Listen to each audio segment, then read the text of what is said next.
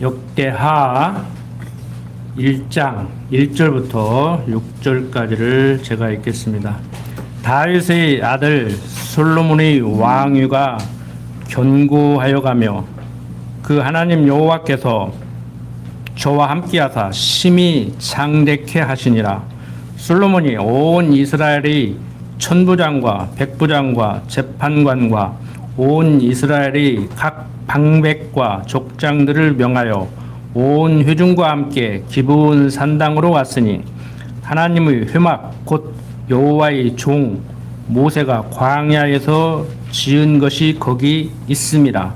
다윗이 전에 예루살렘에서 하나님의 궤를 위하여 장막을 쳤었으므로 그 궤는 다윗이 이미 기럇 여아림에서부터 위하여 예비한 곳으로 메어 올렸고 옛적에 홀의 손자 우리의 아들 부사엘이 지은 놋단은 여호와의 장막 앞에 있더라.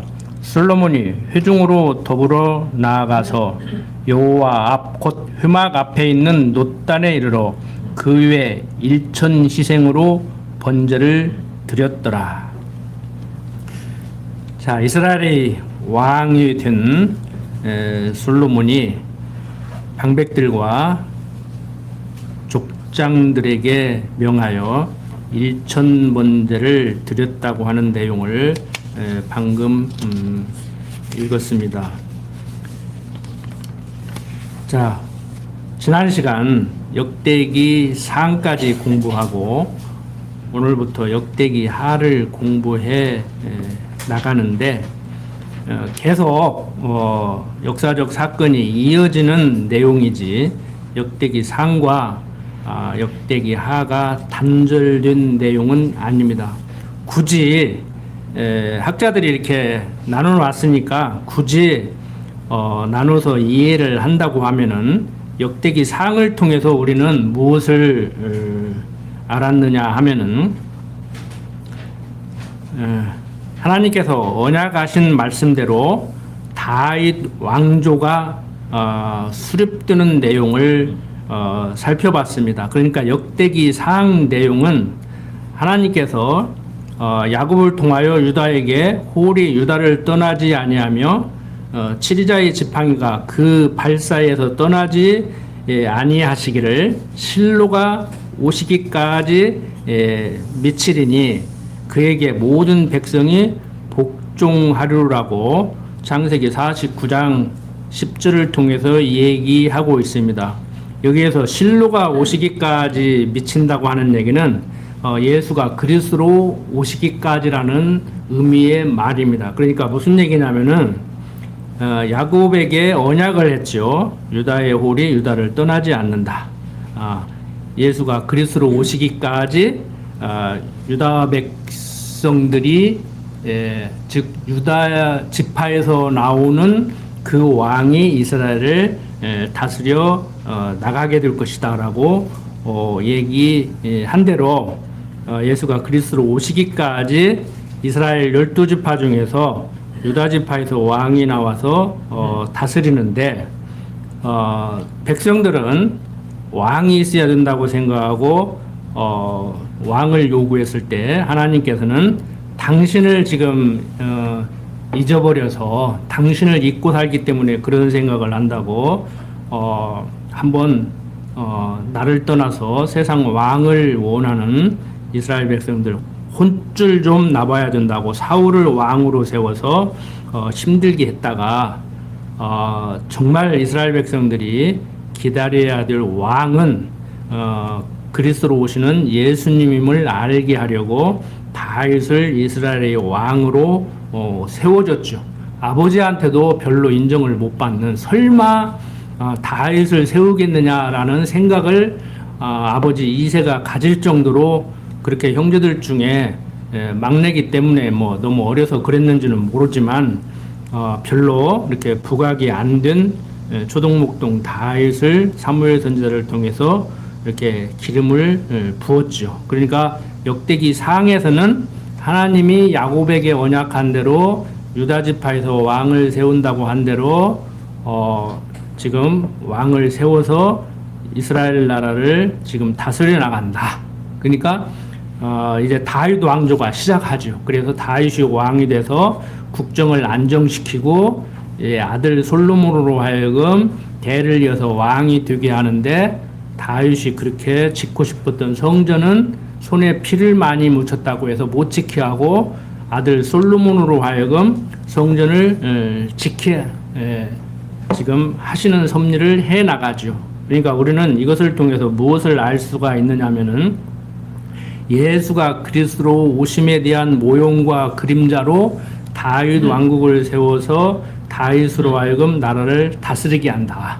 그리고 성전을 세우게 하심은 참된 주님의 몸된 교회, 참 성전을 세우실 것에 대한 모형과 그림자로 지금 보여주고 있는 거예요.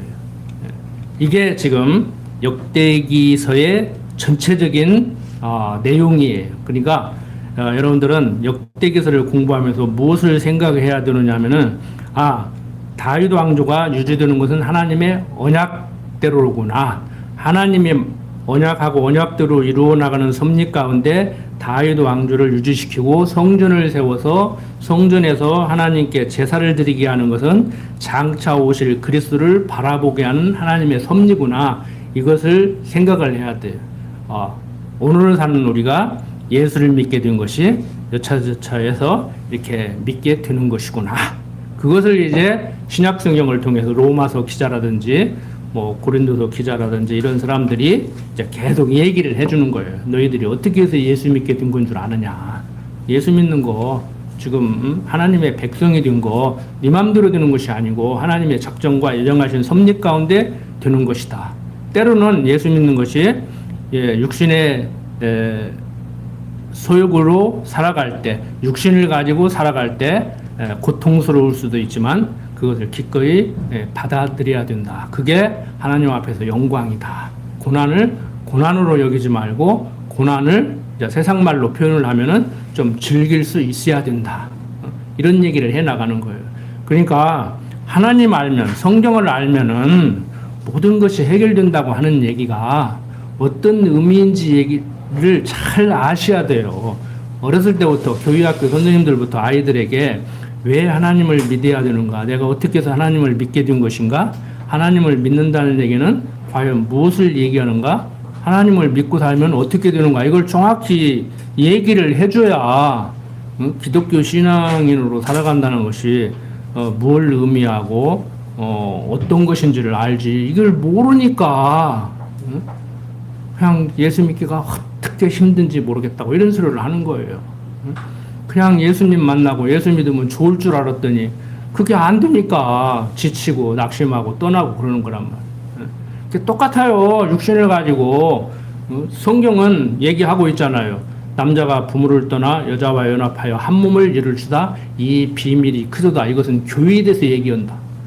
근데 아닌 말로 부모가 그렇게 말려도 지가 좋아서 결혼해놓고 무엇 때문에 그것이 매력적이라 결혼을 했는데 엊그저께 상담하는 것도 보니까 상담 풀어보니까 그놈의 것이 자기를 괴롭힌다는 거예요. 그것 때문에 부모가 말려도 결혼을 했는데 그 사람의 그 좋았던 그것이 나를 괴롭힌다는 거예요. 상황 안 바뀌었어요. 사람 안 바뀌었어. 해석의 문제예요. 해석의 문제. 여러분들 예수 믿으면 좋을 줄 알았더니 그래서 예수 믿는데 그놈의 것 때문에 이렇게 괴로워요. 똑같다니까. 똑같아요. 성경 잘한다고 하나님 믿는다고 그러는데 제가 항상 높아심에서 드리는 말씀이지만 하나님을 모르기 때문에 하나님을 믿겠지요. 믿습니다 하겠지. 영어로 하면 내가 믿어서 믿는 믿음, 그걸 영어로 believe라고 그래요. 믿어져서 믿는 믿음. 막 하나님이 없다고 막 부인하고 싶어, 떠나고 싶어, 도망가고 싶어, 인정하기 싫어. 그래도 믿어지는데 어쩔 거예요. 믿어지는데 어쩔 거예요. 그 누가 못 말려요. 그걸 어떻게 말려? 믿지 말라고 막 믿으면 너 죽인다고 해도 막 믿어. 안 믿으면 살려주고, 부인하면 살려주고, 부인 안 하면 죽인다고 하는데도 믿어. 그게 순교라고. 뭐 지신받기 오듯이 순교로 와가지고 뭐 하나님 원망하고 살려달라고 소리 빽빽 지르고 국민 세금으로 막 특공대 보내서 구해오니까 또 가고 막 그런 짓거리 하잖아요 지금. 그게 무슨 신앙이요 그게. 속된 말로 미쳐 날뛰는 거지 그게. 그거 신앙 아니에요. 그거 신앙 아니라고 내가 볼 때는. 그걸 막 영웅시하려고 하는데, 우리들의 신앙은 하나님 앞에서 정말 항상 경건의 연습이 돼야 되고 겸손해야 돼요. 나 잘났네 하는 것이 아니고. 어떤 사람들은 제 강론을 듣고 되게 잘난 체 한다고 하는데 잘난 체 하는 게 아니오. 옛날 너무 속아서 너무 힘들게 신앙생활을 하는데 성경을 알고 보니까 너무 좋고 감사하고 좋아서 혼자만 갖고 있기에는 돈 주고 파는 거라고 하면 억만금을 줘도 팔지 않는 그런 사람들 있잖아요. 내가 전시관을 내 돈으로 지어가지고 많은 사람들에게 그걸 보게 하면 보게 했지 100억을 줘도 뭐 안 판다고 하는 사람이 있잖아요. 그 사람이 돈 밝히는 사람이에요? 100억 주고 파는 게 낫지? 있는 돈 없는 돈 모아가지고 전신관 해가지고 모든 사람들한테 보게 하는 거 그게 돈에 환장한 사람이냐고. 저는 그런 심정이란 말이에요. 쉽게 말해서. 그러다 보니까 내가 봐도 필요 없이 너무 많이 웃고 강론을 하면서 내가 봐도 좀 안 웃었으면 좋겠어. 그런데 나도 모르게 때로는 헛웃음이 나오고 때로는 즐겁게. 이게 원래 잘 아는 사람은 자기는 안 웃고 사람들을 웃겨야 돼. 근데 여러분들은 아는데 나 혼자 웃고 있더라고. 개그맨 기질이 없는 것이지. 개그를 하래요. 어떤 사람이 나보고 왜 좀 시류에 따라가지 혼자만 좋아가지고 그러냐고. 난 생각할수록 좋아서 오늘 또 이렇게 말씀을 드리는데, 자, 우리 뭐 결론 다 내려놓고 이제 역대하 살펴보는 거예요. 역대하 내용 별거 없습니다, 솔직히. 솔로몬이 왕이 돼가지고 이제 나름대로는 한다고 하는데 엉망진창으로 나라를 다스려가지고 나라가 둘로 쪼개져요. 그것도 10지파 반이 민심을 떠나 12지파 중에서.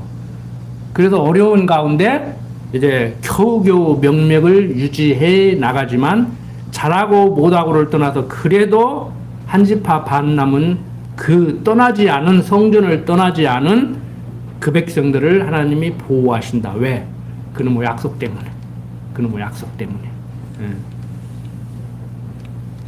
자, 어떠한 환경 가운데서도 여러분들 하나님을 알면은요 얼마든지 유지하고 지탱하고 극복할 수 있어요. 그게 안 될 때는 뭐 어쩔 수 없지. 그러지만 그 안 되는 것을 나 때문에 안 됐다. 결정은 네가 했지냐 이 소리를 듣지 말라고. 그래서 저는 친구 간의 우정도요. 친구가 배신하면 배신했지 내가 먼저 배신했다 소리 안 들으려고 나는 그렇게 몸부림을 치는 사람이야. 그거 어려운 것 같은데 어렵지 않아요. 그냥 가만히 있으면 돼. 제자리에 가만히 있으면 돼.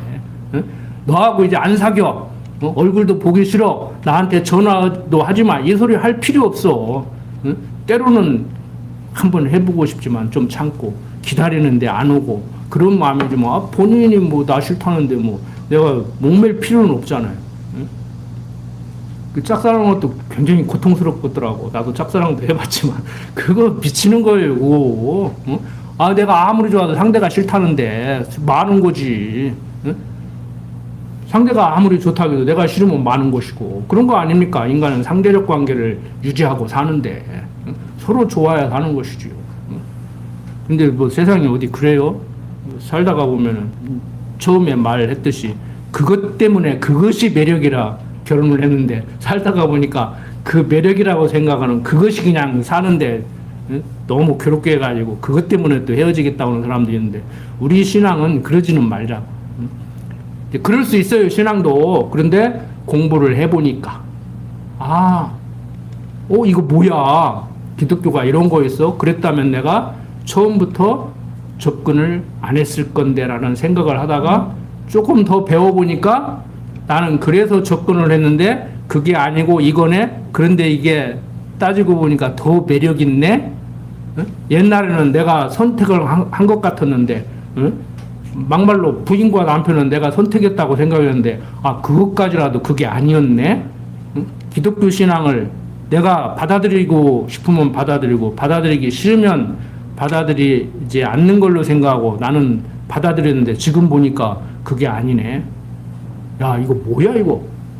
그리고 이제 정말 내가 하나님의 사람이 된 것, 기독교인으로 살아가는 것, 오늘 이 시간 이 자리에 앉아 있는 것이 얼마나 복된 것인지를 깨닫게 되면 떠나라고 해도 안 떠나죠. 떠나라고 해도 안 떠나. 군옥교회는 떠날 수 있어.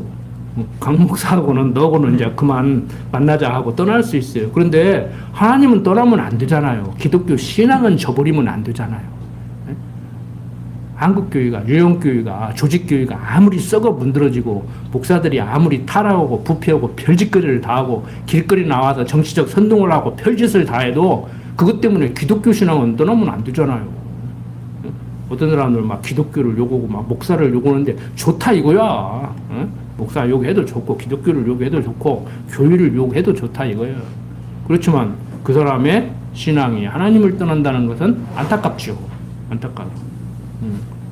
조금 차원 높은 얘기를 했는데 여러분들 교회 출석하지 말라는 얘기가 아니에요. 저거 얼굴 보고 살지 말자는 얘기가 아니지 않습니까? 기독교 신앙은 내가 선택할 수 있는 것도 아니에요. 사실 여러분들 배워서 아시겠지만. 그런데 어쩔 거냐고. 내가 싫어서 떠나고 싶어도 인간 부부간에는 해줄 수 있지만 이 하나님은 놔주지를 않아. 어차피 붙들려서 끌려갈 거. 그러니까 전쟁 포로가 돼도요, 긍정적 사고를 하고 올바로 해석을 하는 사람들은 버틴다고 하잖아. 근데 그게 안 되면은요, 빨리 죽는데요. 1년 안에 죽는데 못 살고. 똑같은 상황인데. 이게 해석의 문제라니까, 해석의 문제. 모든 것은 해석의 문제입니다. 주권적 섭리를 하시니까 하나님의 섭리에 대한 해석 문제예요. 자, 이제 본론 하나하나 살펴나갑니다. 자, 솔로몬이 다윗의 뒤를 이어서 왕이 되는데 지난번에 많은 부인들 중에 밧세바의 몸에서 태어난 솔로몬이 왕이 됐다고 얘기를 했죠. 육신적으로 보면은 이 우리아의 아내였다가 다윗의 아내가 된 이 밧세바가 백엔릿 송사를 해서 솔로몬으로 하여금 왕이 되게 만든 것 같이 보여요. 세상적으로 보면 틀린 얘기는 아니에요. 그런데 자, 솔로몬에게 많은 아내가 있었어요. 성경 내용을 보면은 성경에 언급되고 있는, 성경에서 언급하고 있는 아내는 8명입니다. 뭐 미갈, 아이노암 뭐 다 몰라도 돼요. 그냥 들어두세요. 뭐 아비가일, 마가, 핫깃, 아비달, 에글라, 밧세바 이렇게 있는데 미갈은 첫 번째 부인이죠. 정실 부인이에요. 미갈이 누구예요? 사울의 딸. 이 골리앗을 무너뜨리면 사유 삼다고 그랬잖아요. 보상도 하고. 그래서 물맷돌로 골리앗을 때려 눕히고 사울 왕의 사유가 되는데 그 부인이 바로 미갈이었어요. 그런데 미갈은 이 아버지 때문에 그랬는지는 몰라도 같이 동침할 기회가 없어서 그랬다고 보는데, 일반 역사적으로 보면은 자식이 없어요. 뭐 장인한테 쫓겨가지고 맨날 도망다니고 그러는데 딸 만날 일이 어디가 있겠어. 자기 부인 만날 일이 어디가 있겠어요. 딸은 아버지 편도 못 들고 남편 편도 못 들고 그 힘들었겠지. 뭐 남편 편 들기는 들었지만.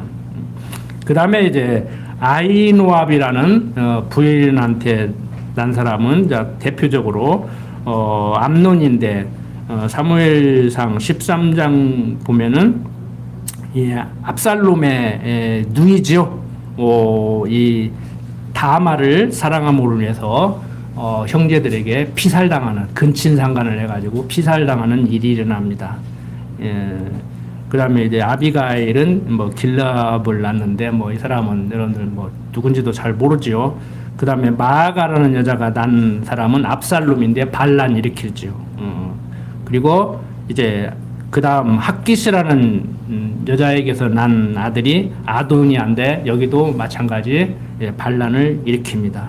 그 다음에 이제 아비달도 뭐 스바야다를 낳고 에글라도 이드로압을 낳고 이제 밧세바는 솔로몬, 삼두아, 뭐 소밤, 나단 이렇게 4명을 낳는데 첫째 아들은 징계로 데려가 버려요. 하나님께서 남편 배신했다 해가지고 그러니까 다윗을 징계하는 방편으로 다윗과 동침해서 밧세바가 아들을 낳는데 그 아들은 하나님께서 걷어가 버리지요. 그리고 이제 둘째로 솔로몬을 낳는데 바로 이 솔로몬을 이제 살아있는 아들 중에서 이제 제일 큰 아들이죠. 첫째는 죽었으니까 이 솔로몬을 이제 왕자에 앉히게 됩니다.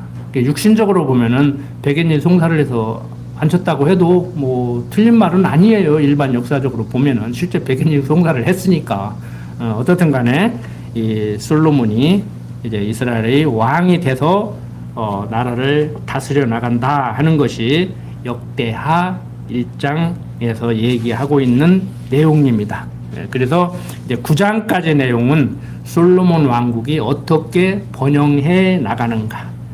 그런데 방금 읽은 조금 전 읽은 1장 1절부터 6절까지 보면은 여기에서 우리가 많이 들었던 얘기를 하고 있죠. 무슨 얘기예요?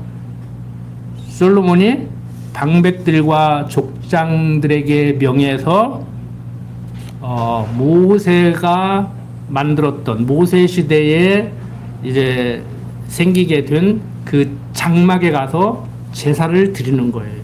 그러니까 이제 장막 걷어버리고 이제 솔로몬 성전을 지켜 드는 것이죠. 그 전에 가서 이제 하나님께 먼저 제사를 드립니다. 그런데 어떤 제사를 드려요? 6절 보면 여호와 앞 곧 휘막 앞에 있는 놋단에 이르러 그 위에 일천시생으로 번제를 드렸더라. 참 이게 안타까운 게 대부분의 신학자들, 설교자들이 일천 번제를 1000날 동안 드린 번제라고 그렇게 이해들을 하고 설교들을 해요. 근데 성경 어디에도 1000날 동안 날마다 번제를 드렸다고 하는 내용이 아니에요. 그래서 요즘 좀 언어를 공부하는 신학자들이 많이 생겨나고 공부를 하는 신학자들이 많이 생겨나다 보니까 이제 이거 1000일 뭐 3년 조금 못 되는 날 동안 번제를 드렸다는 얘기가 아니고 양과 소를 잡아 바치는데 1000마리를 바쳤다는 얘기지 않느냐라고 얘기를 하고 있어요. 근데 그게 맞아요. 일단 누구 말이 맞냐 따질 문제가 아니요. 그러니까 번제는 뭐냐면은 불로 태워드리는 제사예요. 그러니까 소나 양을 가지고 오면은 각을 뗍니다. 살을 발라요. 그래서 피는 제단에 뿌리고 그것을 요즘 말로 그 불고기를 하는 거예요. 그냥 그 적당히 태워서 익혀서 먹는 게 아니고 그냥 불로 다 태워버리는 거예요. 그냥 거기서 그게 번제예요. 번제. 이제 그것을 이제 일천 희생으로 드렸다고 이렇게 보는 것이 성경을 제대로 읽어 나가는 거라고 이렇게 볼 수가 있습니다. 그러니까 뭐 2000일 동안 하루도 쉬지 않고 계속해서 드렸느냐, 뭐 소와 양을 1000번을 그냥 한 번에 드렸느냐, 뭐 2번 나눠서 드렸느냐, 이게 중요한 게 아니고 솔로몬이 하나님 앞에 가서 이제 왕으로서 통치를 하기 위해서 번제를 먼저 드렸다. 이게 중요한 거죠. 뭐 그게 뭐 성경적으로 뭐 일치되는 적절한 비유는 아니지만 뭐 오늘 뭐 공부를 잘하고 못하고 내 생활이 뭐 하나님 앞에서 부끄러움이 있고 그걸 떠나서 오늘 이 자리에서 이렇게 날 뜨건 날 그냥 에어컨 없을 때 어떻게 살았나 모르겠어. 막 집 바깥에만 나가면은 땀이 줄줄 흐르고 숨이 콱콱 막히는데 오늘 예배당까지 와서 뭐 다행히 에어컨이 있어도 시원하니까 얼마나 좋아. 에어컨 없으면 어쩔 것이오. 옛날에 다 앉아 있었어요. 이게 중요한 거예요. 이게 어떤 사람 말대로 졸다 깨다 듣다 보면은 때가 되면은 들리겠지요. 지금 뭐 안 들린다 해서 못 듣는다 해서 뭐 존다 해서 뭐 내가 나가라고는 안 해. 졸아도 여기 와서 자는 게 훨씬 낫지. 자도 여기 와서 자는 게 훨씬 낫지. 어떤 목사님은 그러더라고. 자는 성도 때리는데 좀 고약하게 때리더라고. 아버지 품에 오니까 친정같이 편안하시죠? 안녕히 주무세요. 그러더라고. 그 말을 뭐하더라 굳이 해. 그냥 사람 민망하고 그냥 아무 말도 말고 넘어가지. 저는 학교 수업 시간에 조는 학생도 절대 얘기 안 해요. 오직 졸리면 졸겠냐고. 나는 차라리 막 힘들어가지고 막 못 견뎌 하는 학생은요, 신문지라도 깔고 뒤에 나가서 편히 자라, 한 10분 편히 자라. 차라리 그렇게 해버려요. 예? 그거 어쩔 거야. 막 정신을 차리려고 해도 도저히 막 가눌 수 없고, 제가 볼 때 막 인사불성이 돼가지고 막 그러고 있는데 안타깝잖아요. 응? 그걸 못 즐겨 하려고 세워놓고 막 벌 주고 막 요즘이야 이제 응? 학교 폭력으로 몰리니까 그렇게 하지도 못하지만 옛날 무식하게 선생들이 그랬거든. 나는 옛날에도 그렇게는 안 했어. 응? 학생을 때리기는 했는데 가끔 혼내기는 했는데 응? 조는 학생 그렇게 무식하게는 안 다뤘다고. 응? 졸리니까 졸리는 거예요. 졸고 싶어서 조는 게 아니요.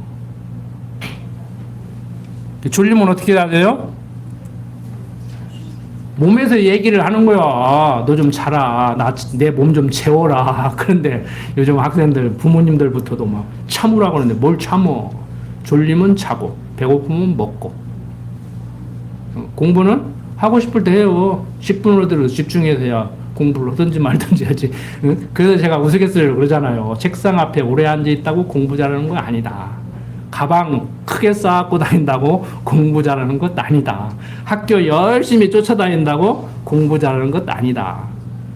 지난번에도 얘기했지만 아직도 개근상이 우등상보다 낫다고 생각해요? 일본 식민지 시대에 살고 있는 거예요. 제일 바보가 공부도 못해도 학교 열심히 쫓아다니는 거예요. 응? 또 학교 안 간다고 할 때 그냥 그래라 하고 또 안 보내고 그러지는 말고 제 말을 잘 알아들으시라고. 그러잖아요. 응? 옛날에 어른들 말 있잖아요. 응?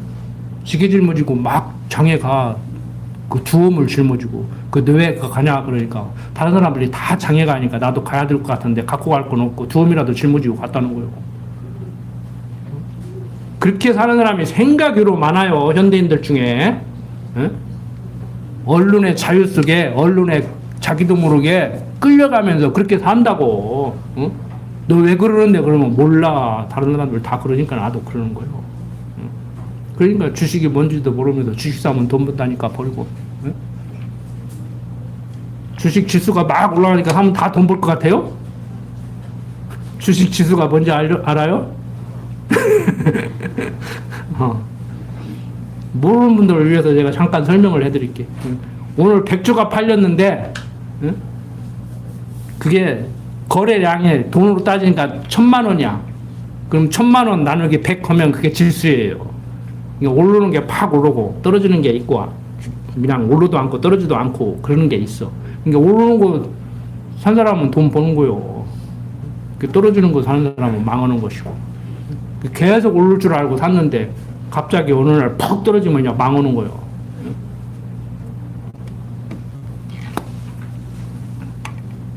요즘 TV니까 뭐 어떤 탤런트인가 뭐 영화배우가 나오더라고. 남 도와주기 위해서 주식을 샀는데 그는 뭐 의리 때문에 막 옛날 갖고 있던 주식을 갖고 있었으면 지금 500억인데 주식 시가가 바꿔 탔다네? 다른 사람들이 이것 사면 더 많이 벌 수 있다니까. 바꿔 타가지고 또 의리를 지킨다고 한 20년을 갖고 있었는데 200억 빚졌다고 하잖아. 그러니까 좋은 거 하려다가 그랬으니까 나 너무 이상한 사람으로 생각하지 말고 그냥 이해를 해달라고 하더라고. 아이 돈 벌려고 주식 투자하고 망했는데 인기를 먹고 사는 사람이라 저놈 주식이다 투자하고 돈 욕심 부리다 망했다 소리 안 들으려고 이해를 해달라고. 응? 동정심을 유발시키더라고.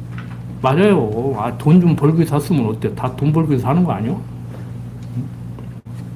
안 돼요. 선한 사업 하려고 했으니까 오를 줄 알아? 응? 그 기도하고 샀겠지, 안 하고 샀겠어? 그 사람이? 계속 기도했겠지. 떨어지지 말라고 올려달라고. 나 좋은 일 해야 된다고. 어려운 사람 도와주려고 주식 투자했다고. 그런 기도 하는 거 아니에요. 그건 기도도 아닐 뿐더러.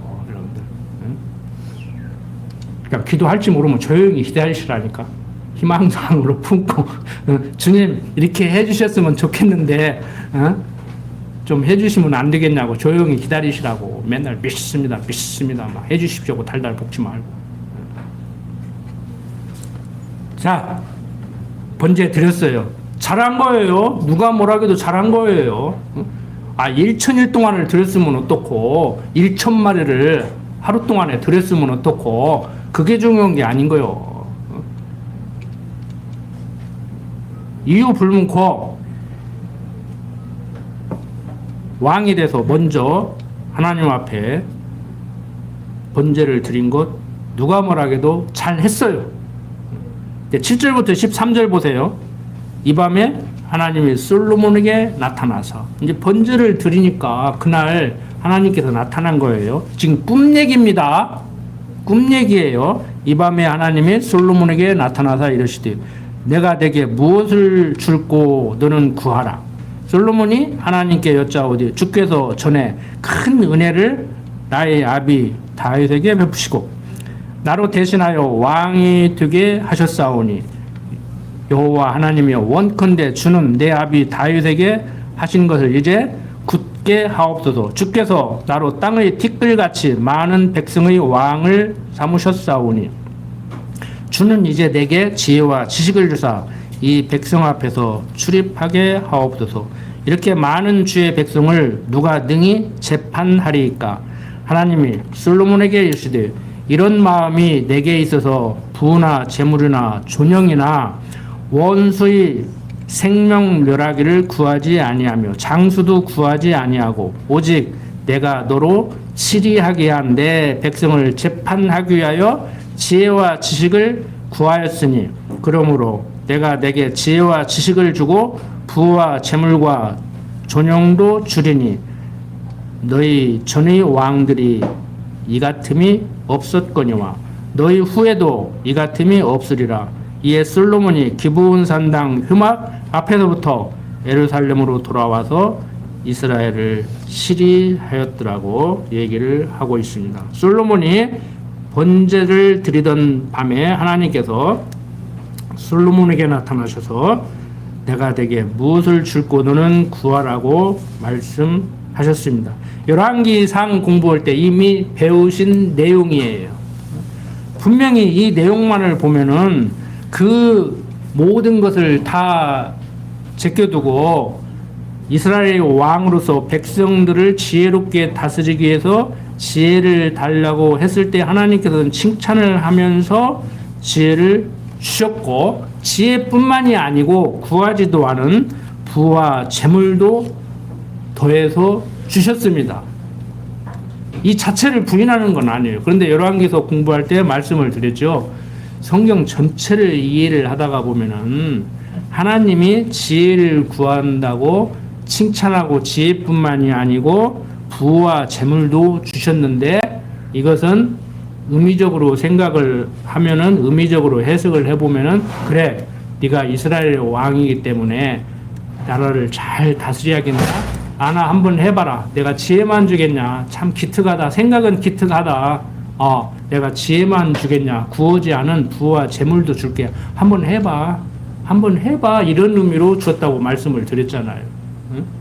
너무 자기당차게 아전인수격 저만의 독특한 해석이라고 몰아붙일 수도 있지만 성경 전체를 이해를 하면은요 바로 그거예요.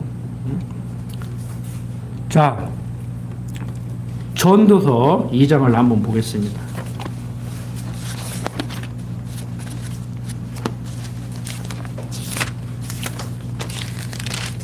전도서 2장 3절 보면은 이 전도서는 솔로몬이 아들 르보암에게 유언적으로 하는 얘기거든요. 내 마음에 궁구하기를 내가 어떻게 하여야 내 마음의 지혜로 다스림을 받으면서 술로 내 육신을 즐겁게 할까? 또 어떻게 해야 어리석음을 취하여서 천하 인생의 종신토록 생활함에 어떤 것이 쾌락인지 알까 하여 나의 사업을 크게 하였노라. 내가 나를 위하여 집들을 지으며 포도원을 심으며 여러 동산과 과원을 만들고 그 가운데 각종 과목을 심었으며 수목을 기르는 삼림에 물 주기 위하여 못을 팠으며 노비는 사기도 하였고 집에서 나게도 하였으며 나보다 먼저 예루살렘에 있던 모든 자보다도 소와 양떼의 소유를 많게 하였으며 은근과 왕들의 보배와 여러 도의 보배를 쌓고 또 노래하는 남녀와 인생들이 기뻐하는 처와 첩들을 많이 두었노라. 내가 이같이 창성하여 나보다 먼저 예루살렘에 있던 모든 자보다 지나고 내 지혜도 내게 여전하여 무엇이든지 내 눈이 원하는 것을 내가 금하지 아니하며 무엇이든지 내 마음이 즐거워하는 것을 내가 막지 아니하였으니 이는 너희 모든 수고를 내 마음이 기뻐하였음이라. 이것이 나의 모든 수고로 말미암아 얻은 분복이로다. 그 후에 본즉 내 손으로 한 모든 일과 수고한 모든 수고가 다 헛되어 바람을 잡으려는 것이며 해 아래서 무익한 것이라고 얘기를 하고 있습니다. 어떤 사람들은 이 전도서를 솔로몬이 후회하는 내용이라고, 후회하고 있는 내용이라고 이렇게 얘기를 하고 있습니다. 왜? 1장 1절 2절 보면 다윗의 아들 예루살렘 왕 전도자의 말씀이라. 즉 솔로몬의 말이라는 얘기예요. 전도자가 가로되 헛되고 헛되며 헛되고 헛되니 모든 것이 헛되다고 얘기를 한다고 해서 이것을 이렇게 부정적으로 얘기를 하는데, 우리들이 일반적으로 생각하는 것 같이요, 참 내가 어쩌다가 태어나서, 어쩌다가 저 사람을 만나서, 어쩌다가 내가 저것을 자식이라고 낳아서, 여러분들 다른 거 다 그만두고요, 언젠가도 말씀드린 것 같은데 자녀들에게요 나같이 살으라고 얘기를 해야 돼. 너는 나같이 살지 말라고 얘기하면 안 돼요. 일반 상담사들이 강조하는 거잖아요. 그런 말이 틀린 얘기는 아니라니까. 일반 상담사들 함부로 우습게 여기고 무시하지 말라니까요. 그런데 하나님을 아는 지식으로 말미암아서 그 상담의 내용을 좀 높이면, 업그레이드 시키면 더 좋다고 저는 생각하는 것이지, 그 상담사들이 방법적으로 과정적으로 틀린 얘기를 하는 것이 아니에요. 상담사들이 하는 말대로라면은요, 과거 경험론적인 어른들이 무난한 가정에서 태어난 사람과 자식 결혼시켜야 된다, 무난한 가정에서 큰 어려움 없이 산 사람들이 무난하게 평범하게 그냥 상식적으로 산다, 이런 얘기를 했는데 틀린 얘기는 아니에요. 상담사들 보세요. 그 성격 검사하고 부부 문제 해결하는 거 보세요. 아, 결혼하기 전에 그런 부모 밑에서 살았기 때문에, 폭력 아버지 밑에서 살았기 때문에, 그런 어머니 밑에서 살았기 때문에 지금 그런 성격을 갖고 그렇게 언행을 하고 그러는구나, 이렇게 접근을 한다고. 근데 그렇게 접근하면 안 돼요. 그건 세상 사람들이 접근하는 방법이 일반 학문 방법이에요. 교회에서 더 수준 높은 것을 배워가지고 그것을 비판적 고찰을 해야 되는데, 신앙생활 하는 사람들도 신학교 가서 신학교 상담학과 이런 데 사회복지학과 가서 그런 걸 배워가지고 거꾸로 성경을 그런 식으로 바라봐요. 그거 아니에요. 너는 나같이 너희 아빠 같은 사람하고 결혼하면 안 돼. 너는 나같이 너희 엄마 같은 사람하고 결혼하면 안 돼. 그럼 자식한테 너는 내가 너를 낳듯이 너는 결혼해서 너 같은 놈 낳으면 안 돼. 그거 안 된다고. 그거 안 돼요. 나같이 살아라. 너도 나같이 살아야 된다. 근데 육신적으로 생각하면 그 말 못하죠. 불량한 사람 아니면 하기 힘들지. 양심 불량한 사람 아니면 하기 힘들지. 그러니까 세상적으로 접근하면은 상담사들은 그런 말을 하지 말라고 하는데 그런 말을 할 용기도 없어. 상담사들은 자기는 못 살았어도 가르치는 사람은 옳은 소리를 할 수밖에 없어요.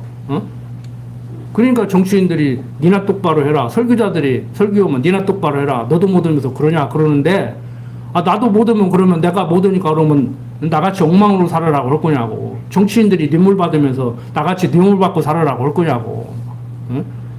저는 더 크게 먹었으면서 막 조금 먹은 거 막 잡아 죽일 듯이 막 난리를 치고 막 세상에 없는 의인같이 그렇게 날뛰고 살잖아요. 그러니까 헷갈리는 거예요, 사람들이. 도대체 이게 뭐냐 이거. 그러니까 랑케라는 신학자는 물론 그 사람이 초월신관자지만 근대 역사에게 아버지라고는 랑케는 과학적인 진보는 있을지 모르지만 도덕적, 윤리적 진보는 없다. 성경이 말하는 대로 갈수록 윤리, 도덕은 타락하게 돼 있다. 기대하지 마라. 인간들한테 윤리, 도덕적 선함을 기대하지 마라. 이렇게 얘기했다니까. 랑키가 정확히 본 거죠. 제가 지난번에도 계속 시간 날 때마다 말씀드렸잖아요. 너 나같이 살아라. 어떻게 살아라? 성경이 말하는 하나님을 여호와로 알고 살아라. 그 모든 것을 깨닫게 하는 방편으로 네 아버지도 만나게 했고 너 어머니도 만나게 했고 너도 내 자식으로 태어나게 했고 너와 내가 부모 자식으로 살게 하고 너희들은 형제로 살게 하고 더 한 발 나아가서 우리는 주님의 모든 교회의 유형교회 조직교회 공동체로서 가서 다 같이 하나님을 아바 아버지라고 부르는 성도로 살아가면서 우리가 육신적으로 보면은 뭐 학력으로 보나 직업으로 보나 뭘로 보나 성격으로 보나 어떤 사람을 만나서 가서 그 꼴을 왜 보냐고. 보기 싫지. 그런데 그래도 우리가 같이 주제를 나누고 서로 유해주고 맛있는 거 먹으면 생각나고 그렇게 나누면 하는 것이 왜 그래요? 지체 개념이 생기기 때문에 그러잖아요. 맛있는 거 생각나면 자식이 생각나고 부모가 생각나고 형제가 생각나고 교회 지체가 생각나고 그 뭔데? 그게 사랑 아닙니까? 그러니까 하나님을 아는 사람답게 생각하고 하나님 아는 사람답게 말을 하고 하나님 아는 사람답게 행동을 하는 거예요. 근데 그게 어떻게 돼요? 되어지는 만큼 된다고. 지금 당장 하나님 알으니까 너는 80% 알지 않느냐? 그걸 내가 80% 아는지 말로 하다 보니까 그렇다는 것이지. 박사학위 과정 학생들 모아놓고 내가 얘기를 하니까 야고보서를 가르치니까 그럼 저 사람의 신앙이 20%인지 40%인지 60%인지 어떻게 합니까? 내가 안다고 했어? 20만큼 성숙한 사람은 20에 언행이 나오고 40 성숙한 사람은 40에 언행이 나오고 80 성숙한 사람은 80에 언행이 나온다겠지. 내가 저 사람은 20% 지금 성숙했다, 40% 성숙했다, 내가 그걸 안다고 얘기했냐고. 말을 똑바로 알아들어야지. 원리적인 얘기예요. 원리적인 얘기라고. 여러분들이 스스로는 생각해 볼 수 있어요. 100% 성화된 것을 신학적으로 영어라고 그러는데 천국에 갔을 때 가능한 건데 나는 한 40% 되는가 60% 되는가 가만히 따져 보시라고. 그건 성찰이에요. 내가 평가할 문제가 아니고 여러분들 스스로가 하실 문제라고. 저는 제 얘기할 테니까 여러분들은 여러분들 얘기 하시라고 그러잖아. 여러분들 다른 거 없습니다. 솔로몬이 지혜를 구한 거 잘 했어요. 세상적으로 지혜롭게 다스려야 되죠. 그런데 순수하게 정말 이스라엘 백성들이기 때문에 이스라엘 백성들을 하나님을 아는 백성들로 이끌었으면 얼마나 좋겠어요. 그런데 솔로몬이 전도서에서 스스로를 성찰해서 아들한테 그러지 말라고 고백한 것 같이 솔로몬이 아들한테 너 뭐 축척하지 마라, 나같이 과수원 늘리지 마라, 뭐 군대 양성하지 말라 이런 소리 한 게 아니요.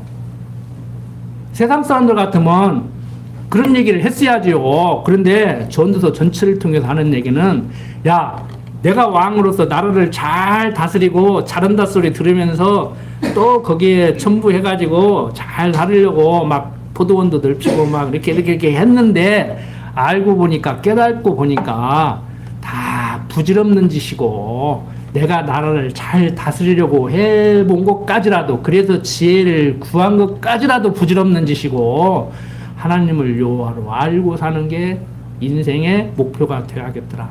바로 그거더라. 너 잊지 마라. 아버지같이 어리석은 짓 하지 말고 하나님 여호와로 알고 살고 백성들로 하여금 하나님을 여호와로 알고 살게 가르쳐라. 이 얘기를 하는 거란 말이에요. 그 여러분들 나같이 살지 마라 이런 소리 하지 마세요. 나같이 살아라. 어떻게? 하나님 알고 살자. 성경 공부 제대로 하고 살자.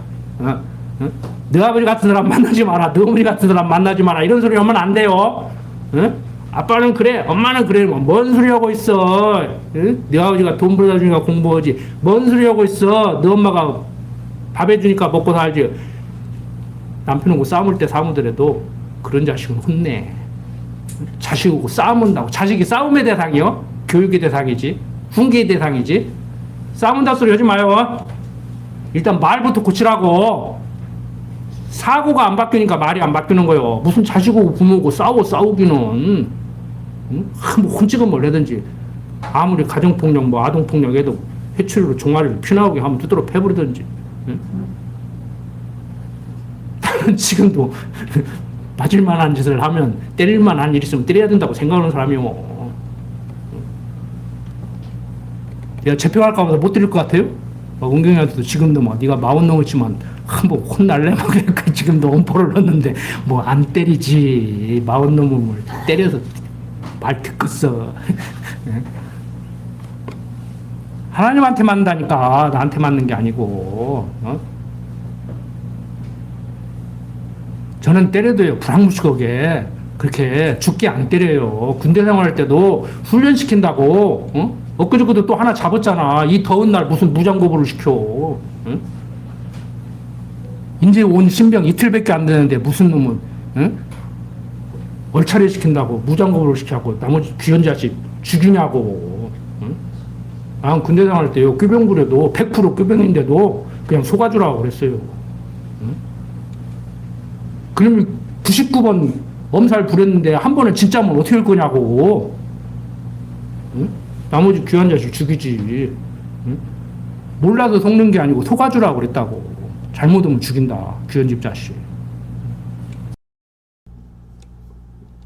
여러분들 우리 부모님들도 그러잖아요. 여러분들 다 그렇게 사셨잖아요. 상고서 2권 3권 사보신 분도 있을 거예요. 나는 그렇게는 안 살았어요. 몰라서 속는 게 아니요. 몰라서 속으면 그거 조금 모자란 거지 부모가. 알고도 속아주잖아. 응?